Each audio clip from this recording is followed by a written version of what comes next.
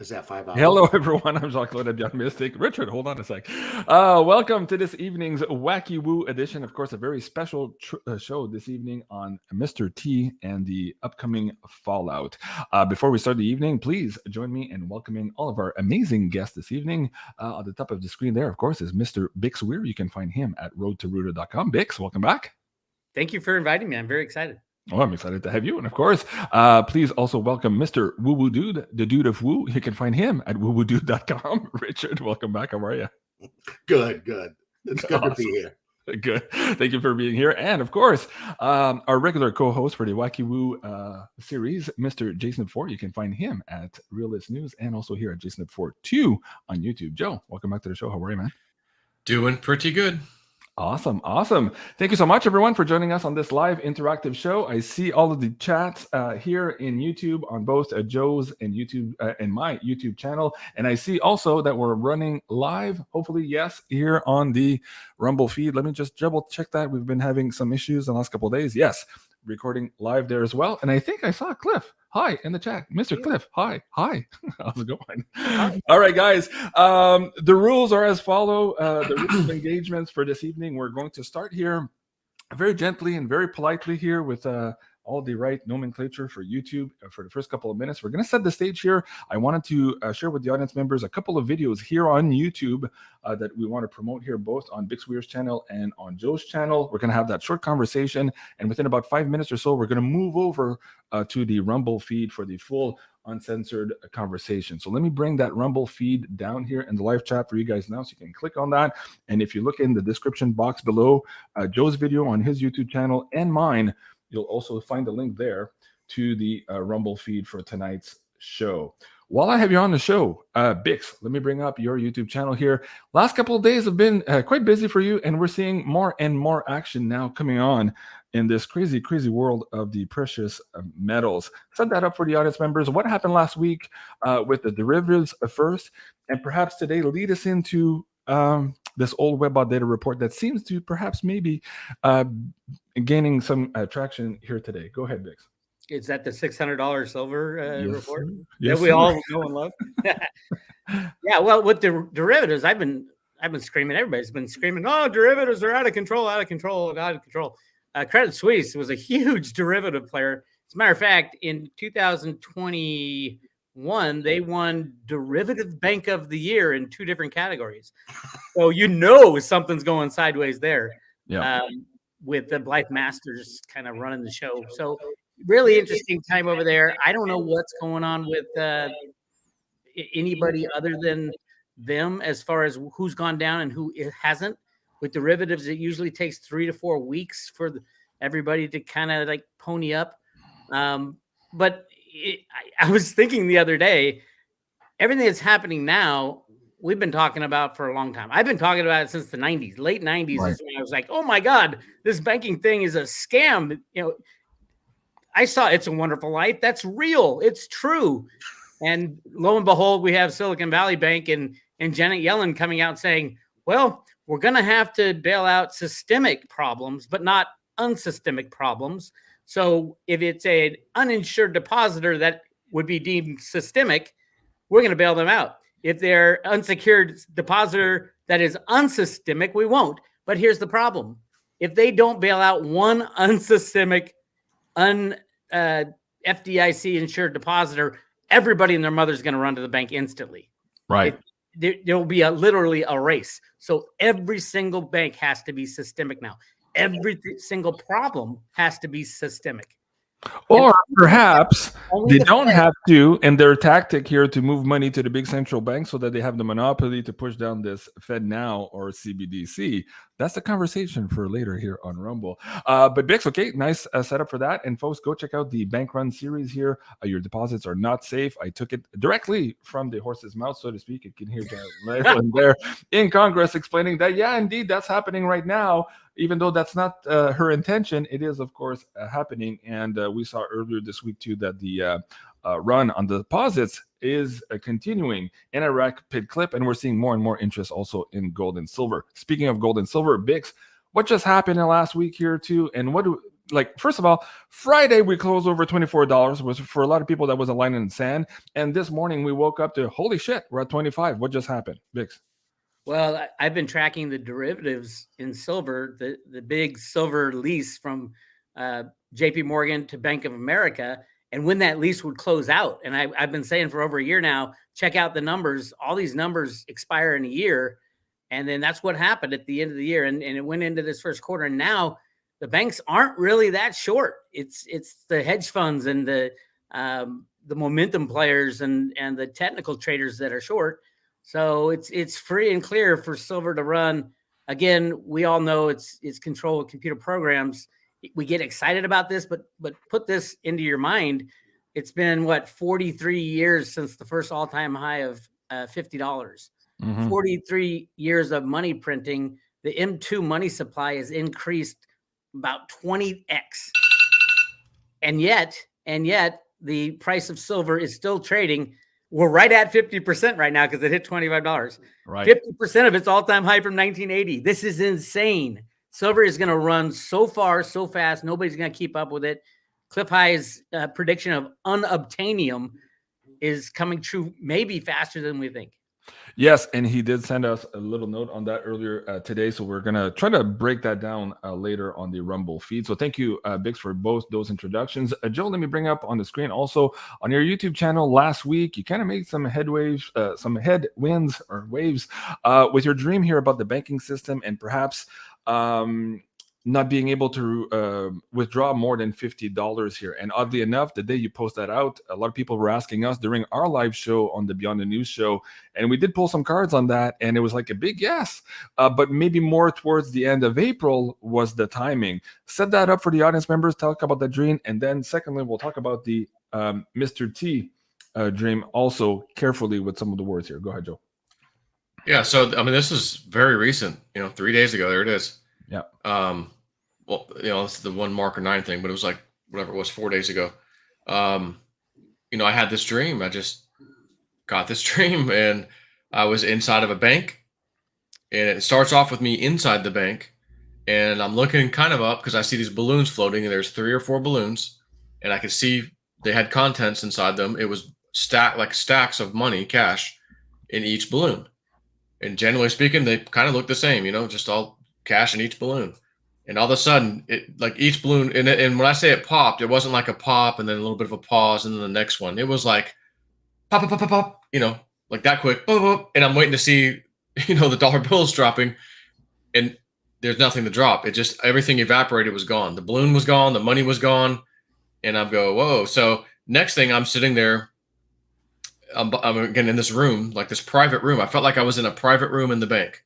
Mm-hmm. And it kind of had a thing you could see over, so people could technically see back in, but I was like ducked down, and I was working these combination locks, and it was like but I was like a hacker. Like I'm listening, I'm like oh, right there, oh, right there, click, got it open, and it was mostly silver that was coming out, and the weird thing was there might have been some coins, but it's like there was I think out of 3 or 4 boxes, there was only 3, and I don't want to call them coins because they look like some kind of jewelry or trinket of some kind, gold, and it wasn't big, 1, 2, 3, and then there was silver, but it was there might have been some coins or things that you might recognize, but quite a bit of it was it's melted down, it's just, and it wasn't even melted down nicely into some crude bar. It was just almost like someone set the damn torch on the thing and just but it was small, maybe 10, 15 ounces in size or less, a few of those, and just different stuff that was gold and silver. And I'm like, okay, I can stuff that pocket full. I still got some left. Let me grab that. I'm stuffing my right pocket full, and I'm looking at myself can I walk out without people see what's in my pocket besides them sticking out real big? And I just put enough in there, I cleaned it out, and I was like, okay, I can do this. And right around that time, and first I'll say, I was as I was doing the locks, I'm telling myself, hurry up, no one's seen you yet, so I knew I was doing something I wasn't supposed to be doing. Okay. So I'm taking this as, if you got safety deposit boxes out there, you better go get your shit out quickly, is what is my warning to you right now is. But I then look up, because I hear kind of something, and I look, and one of the bank guys is walking by, and he's like, "Hey, does anyone need any cash? We've got some cash." And I'm like, "Yeah, can I get about 10,000?" He goes, like, "No, I can give you $50. That's it." Wow. And I'm like, "Well, I don't even want it. If it's 50, I don't care about that. I don't want it." Yeah. And and my notes were, because the banks were out of money. The money that people had in their accounts, they couldn't access it. It may have said it was there, but they can't get it. And this guy only had $50 to give you at that moment in time. I take that as something we may have seen in the past. I think BIX, was it Cyprus or Greece, Cyprus, when it was like $50 a day? Remember that? Like that they could, or euros, That's exactly something like that back in, like back in 08, 9, whatever it was. So I'm assuming that's probably what I was being showed, and so like you're gonna be like rationed with your own money. So, then the scene kind of changed, and it was part of a second dream that was not related, but. And let's, well, first, thank you for that, Joe. It puts us into perspective, because we're kind of maybe going to see that dream in fruition here very soon. But at the same time, you mentioned in our last show this dream about seeing Mr. T without the shirt, knowing he was about to be arrested. You were crying. You were wanting to do something, asking him if he could do something. I was pretending to cry, to be clear, because I couldn't make tears come out for some odd reason. So but you were emotional. Yeah. And you asked him, "Hey, should we do something?" What was his answer? Yeah, I went up to him and hugged him, and his hands were behind his back, like he's waiting for them, even though he wasn't arrested yet. They're coming. So I only have a few moments to talk to him. His hands are behind his back. And again, I don't know if you have the photo of him when he's walking off of the helicopter on the lawn and it's dark outside. He's got his red MAGA hat hanging on his right hand. He just kind of looks beat up. And that to me is like the strongest signal I've ever seen that reminds me of like what I saw. His facial expression and everything about his demeanor was like that.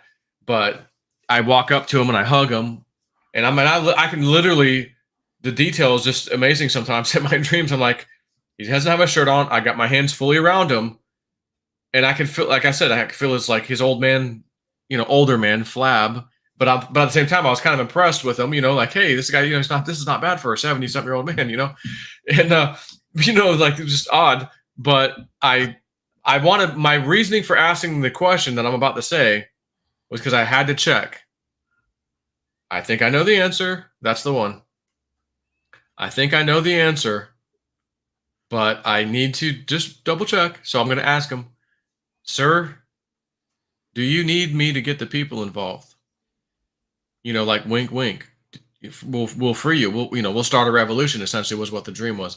Right. And he says, he looks down. And we're both in whispering distance, so nobody else can hear us. And he's like, "No." Like, I mean, even quieter than I talk to him. Like, try not to move his mouth, almost like, "No." Like, shh. No. So I'm like, "Okay, thank you." And then that was kind of it. So I woke up and I go, "Okay, trust the plan. It's just a TV show. Enjoy it. It's going to be great."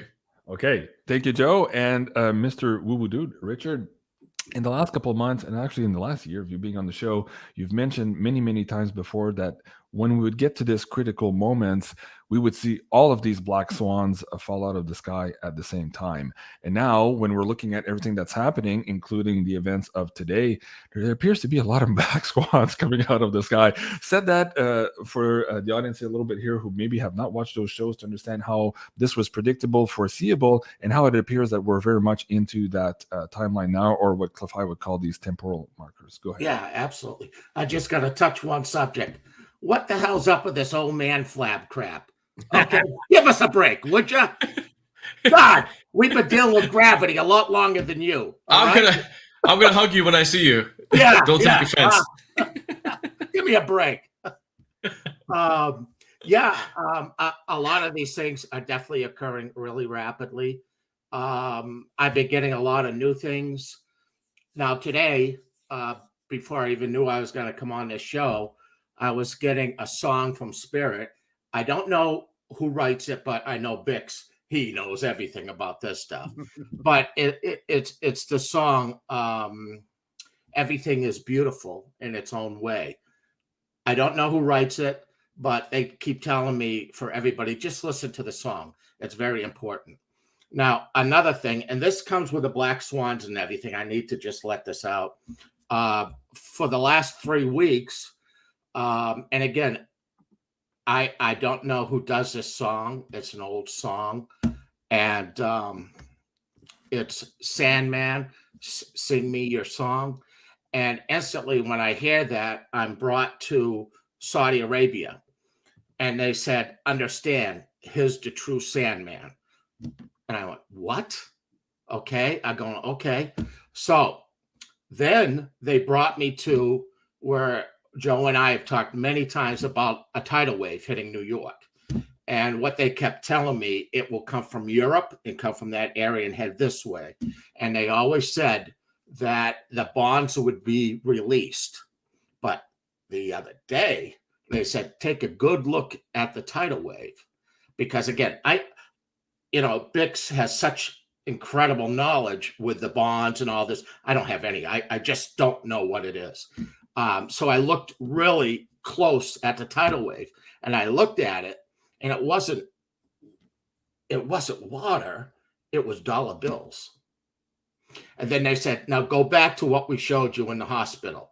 And then they brought me backwards to the vision of Putin punching the big guy in the face, right? Remember that?